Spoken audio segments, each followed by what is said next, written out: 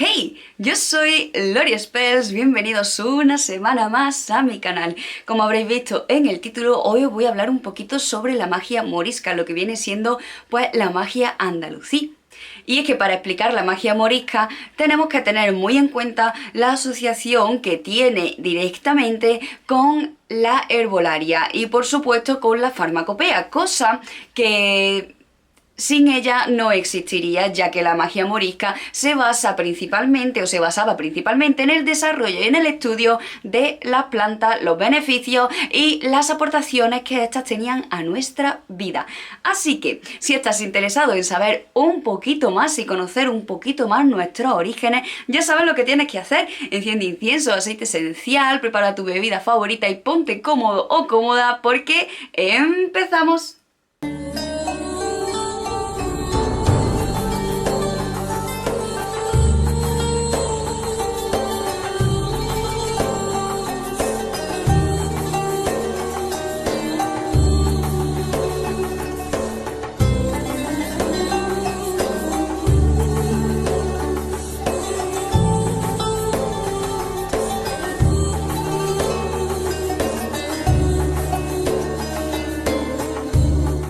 El nacimiento de los jardines botánicos andalusíes comenzó en Córdoba y alcanzó su máximo esplendor en la Alhambra, en Granada. Su origen no solo estaba ligado a la agricultura, sino que estaba profundamente ligado al misticismo y la farmacología.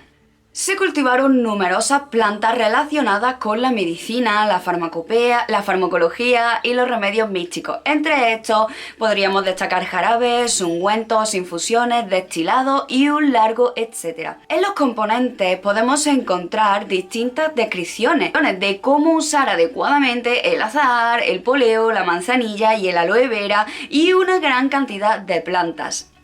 Estas enseñanzas tenían tres tipos distintos de aprendizaje, al que podías optar según tu parecer.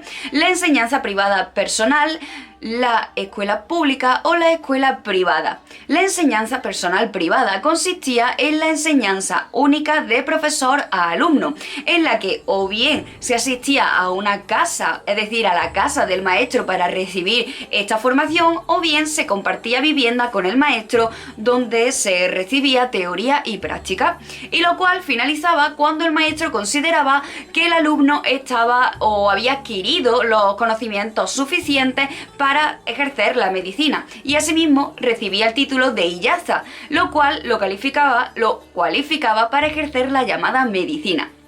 Por otro lado, la enseñanza en las escuelas era mucho más consistente y estructurada, y su desarrollo fue tal que nacieron las primeras madrasas, lo que viene a ser un centro de estudios superiores de la antigüedad, por así decirlo. En las madrasas se realizaban pruebas o exámenes y en algunas ocasiones incluso se requería el testimonio de pacientes del estudiante para que éste pudiera graduarse. Con el califato omeya llegó y se creó la tradición del jardín huerto, el cual se centraba en una fuente de agua rodeada de diversos tipos de plantas traídos de distintas partes del mundo. Plantas que, como ya he dicho, no solo eran parte de la decoración, sino que formaban parte de las actividades cotidianas, como la fabricación de cosméticos, medicamentos, muebles, tejidos, gastronomía, ungüentos, alquimia, etc. Cierto es que muchas plantas exóticas se encontraban solo en los palacios y al alcance de la élite de la corte califal de los omeyas, pero por supuesto no podemos obviar la parte mística que rodeaba todo el uso y experimentación con las plantas usadas en la semilla y la alquimia. La semilla se traduce como magia blanca o magia natural, tecnicismo propio de los libros árabes para describir ciertas prácticas mágicas, aunque hay muchos otros términos usados, por supuesto. El uso de las plantas, los talismanes, amuletos, los sellos, la numerología y la astrología sostenían un estrecho lazo con lo cabalístico y lo alquímico. Las plantas de uso predilecto en algunas de estas prácticas eran, por ejemplo, el granado, la higuera, el laurel, el hinojo, la rosa de Damasco, la violeta, la amapola y el azahar, entre muchas otras. En Córdoba, por ejemplo, cuando llega la primavera y durante todo el verano prácticamente, las calles huelen a azahar y naranja. Este es el olor por excelencia de nuestras calles cordobesas. Y no solo de las calles, sino de jardines tan céntricos o importantes como el jardín de la Mezquita de Córdoba. Os dejaré un post en Instagram donde os hable un poquito sobre las propiedades mágicas del azahar y cómo podemos usarlo y cómo se usaban y empleaban en la magia morisca andalusí. Así que es aquí cuando entramos en el terreno de los místicos y las mujeres sanadoras o las llamadas brujas moriscas, cuya fama les precedía. Si bien la mujer morisca estaba bajo un constructo patriarcal, había pequeños resquicios de libertad. El prestigio y la fama adquirido por estas hechiceras y parteras moriscas hizo que sus servicios fueran requeridos incluso en las altas esferas, y todo gracias a la calidad, la efectividad y el carisma con el que estas mujeres realizaban sus trabajos. Y aquí llegamos a un punto en el que nos trasladamos a territorio granadino, cuya fama respecto a místicas y hechiceras moriscas llegó o viajó por todo Al-Ándalus e incluso fuera de él. Bien es sabido que muchas mujeres viajaron a Granada en busca de conocimiento y formación en la magia morisca. Un ejemplo de esto queda patente en el auto de fe montillano de Las Camachas, donde se menciona que la bruja y hechicera Leonor Rodríguez pasó unos meses de formación en Granada bajo la tutela de un mago morisco antes de su regreso a Montilla. Estas artes relacionaban intrínsecamente lo que viene a ser la medicina, la farmacología y la hechicería, como bien he dicho. La mayoría de estas mujeres manejaban con soltura plantas medicinales, ya que poseían conocimientos herbarísticos o herborísticos o de herbolaria suficientes para emplearlo. Se cree que estos conocimientos eran tomados por el medio familiar y no hay mucha referencia que confirmen esto al 100%, pero he podido encontrar la historia o testimonio de María de Luna, madre de Ramón Ramírez, y el cual se encuentra en el proceso inquisitorial de este último. Ramón testificó lo siguiente. Él dijo: María de Luna, mi madre, fue una mujer muy entendida en cosas de medicina y conocimientos de hierbas. Era muy buena comadre y la gente acudía a ella recorriendo incluso hasta 50 leguas para curar enfermedades. Ella me enseñó todo lo que yo sé de herbolaria y sanación de enfermedades. Este testimonio, este pequeño texto, entre otros hallados, solo confirma que realmente las mujeres moriscas basaban su aprendizaje en la transmisión familiar y más concretamente en la transmisión matrilineal. Se conoce que usaban henna, antes llamado alheña, o por lo menos aquí en Andalucía, tanto para hechizos como para sellos. Y por supuesto el uso de las hierbas, sahumerios, pequeños insectos como arañas, el recitar de palabras y versos moriscos, además del culto y uso de la energía de la luna.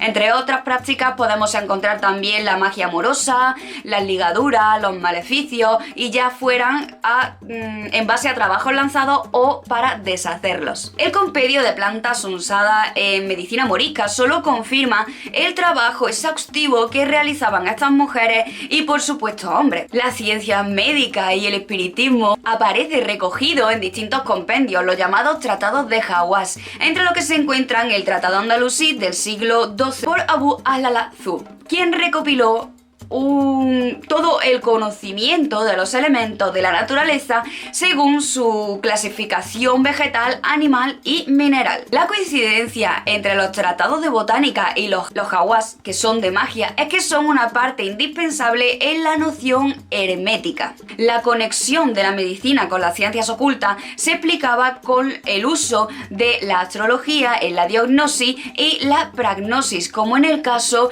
de la iatroquímica, derivada de la alquimia árabe. El arte de la alquimia tendría una incidencia en la medicina no solo en el plano de lo técnico, aportando mecanismos de destilación, de composición de remedios, de la fabricación de quintas esencias, de alcoholes, sino que también lo tuvo como marco teórico, ya que su objetivo era el perfeccionamiento y sanación del cuerpo que se opera en la transmutación de la materia durante el proceso alquímico. Estos procedimientos se realizaban en operaciones alquímicas y en el arte de transmutar metales, esencias y licores, que tenían una estrecha relación con la idea de la abstracción de la esencia divina o superior, alterando las cualidades de los minerales y las sustancias, tal y como se describían en los hawás, que como hemos dicho eran compendios mágicos y medicinales.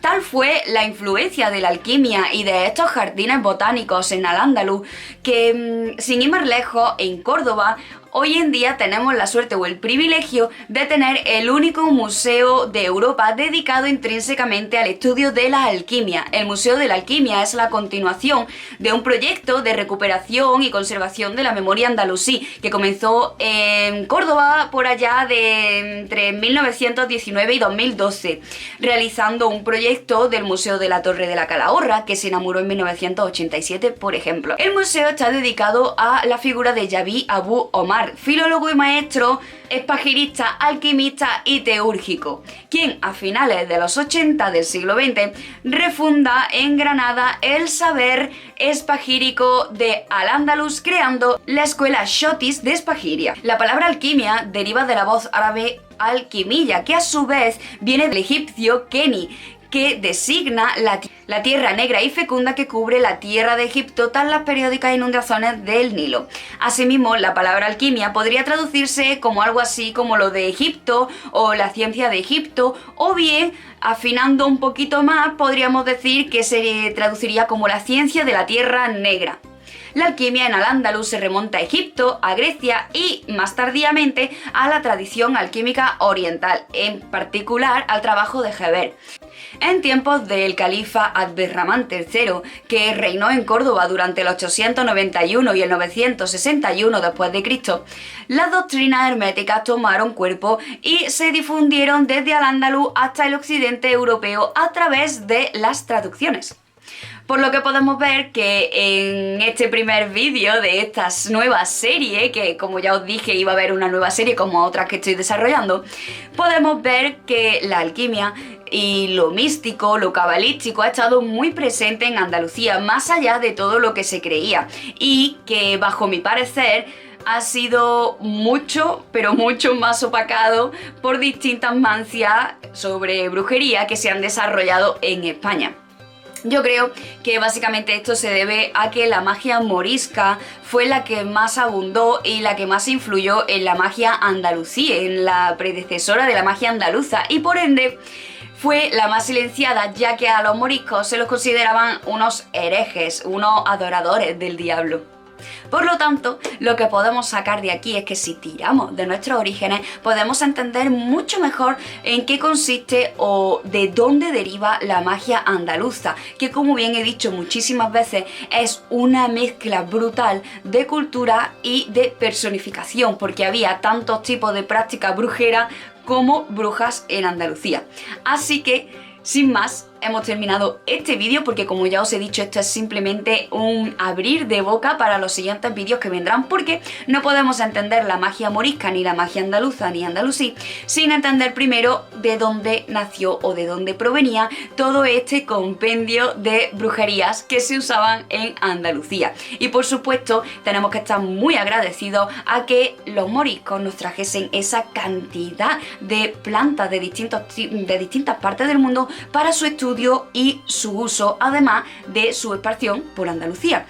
Bien es sabido, como ya he dicho, que el Reino de Granada fue pionero en lo que viene a ser las madrasas, que son estas escuelas que hemos contado, y la enseñanza personificada o personalizada de alumno a maestro.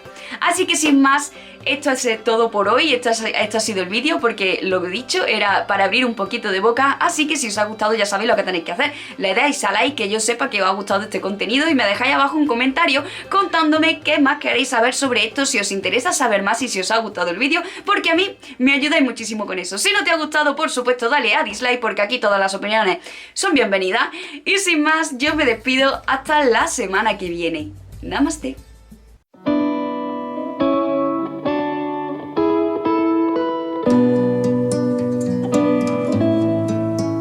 Thank you.